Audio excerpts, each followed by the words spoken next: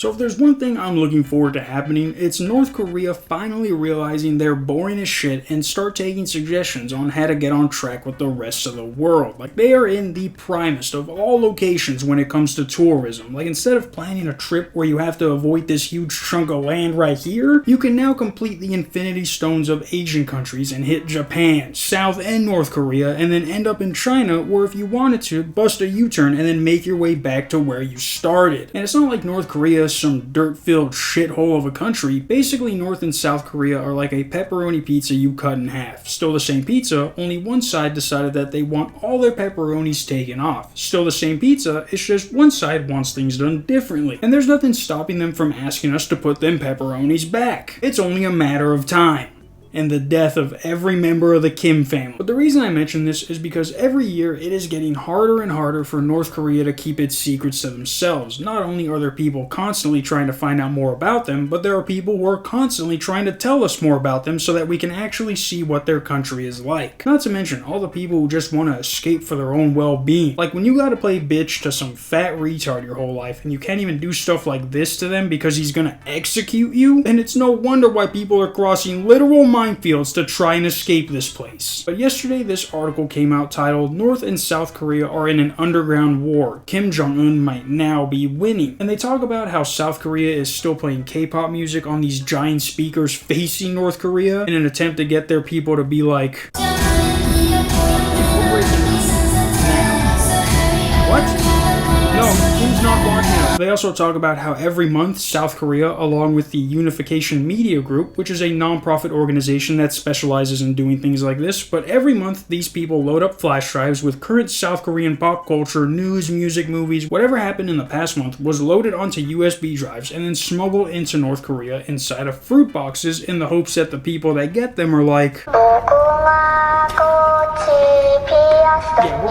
They also mention how these flash drives gave this 24-year-old woman the courage to finally escape, saying that when she was 10, her mom would tell her about these flash drives and that the more she watched, the more she realized the government was lying to her. I used to think it was normal that the state restricted us so much. I thought other countries lived with this control, she explains, but I realized it was only North Korea, which is crazy to think about. There are people who think the rest of the world is like this. Now, it says to try and stop this from happening, Kimmy had some new laws put in place that basically say you will be executed if they find you with one of these flash drives, even saying that more young people are being executed from being caught with South Korean content. Squid Game's good, but it's not that good to die over. But at the end of the article, they talk about how the same group who smuggles in flash drives was able to smuggle out a North Korean phone. We've got hold of this phone that was smuggled out of North Korea last year.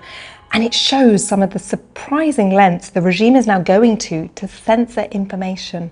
North Korea blocks information from outside the country, and these phones don't have access to the internet. But South Korean TV shows are being smuggled over the border to try to show North Koreans how rich South Korea is and how much freedom people have here, to try to undermine the regime. Told you, knew it, I knew they were going to show them Squid Game. To think that people in North Korea are more caught up on Squid Game than me is insane. Now, Kim Jong-un has banned these shows. And from this phone, you can see that he's now also blocking people from using popular South Korean words. So this text says brother or oppa. This one says babe, like hey babe. This one says I'm embarrassed or embarrassing. And this last one says go for it or fighting. Look what happens when I type in the word oppa. This word literally means older brother in Korean, but people here in South Korea now use it as slang to refer to their boyfriends as well. When I enter it, it automatically changes to the word comrade, and I get this warning. It says this word can only be used to describe your siblings. Now look what happens if I type in the word for South Korea, which is Namhan.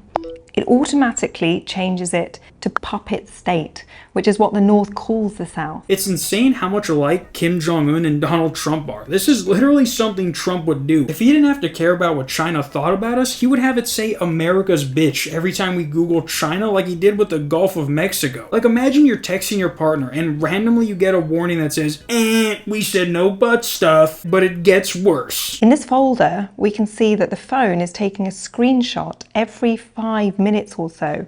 But the user can't open these files, only the authorities can, so they can see when people are looking at or sharing things that they're not supposed to. Now, regardless of who is president, if they did that shit to our phones now, the events that would proceed would make January 6th look like a kid's birthday party. It's literally not even worth having a phone over there unless you're just gonna text someone, and even then, you have to text them what the government tells you to say. Like, you can't even say the phrase, "I love you, babe," or whatever their slang was. You have to be like, "I love you, comrade," like you're in the fucking military. And the fact that they have an app that people can go through and not do shit on is just another level of crazy that they didn't even have to go through. Like, if you let an unrestricted iPhone into that country, the iPhone itself would become their new leader with how much information it would give them. They're gonna find out about ChatGPT and it's gonna be over for them. They're gonna be like, how do we Kim Jong-un, and ChatGPT is literally going to turn into that one guy from SpongeBob and be like, finally! Yeah, guys, there needs to be a whole separate video on them dissecting this phone. Like, give it to Linus and let him tell us what they got going on, because she went on 2 apps, the Messenger and that screenshot folder. There's a music app. I want to know what Kim allows them to listen to. I mean, we have an idea, but to let them be in charge of what they listen to is kind of cool. And even then, it's probably just a playlist that you can't do anything but listen to on a loop, and you can't skip any of the songs, and all the ads are just more propaganda that's already being played through loudspeakers throughout the country.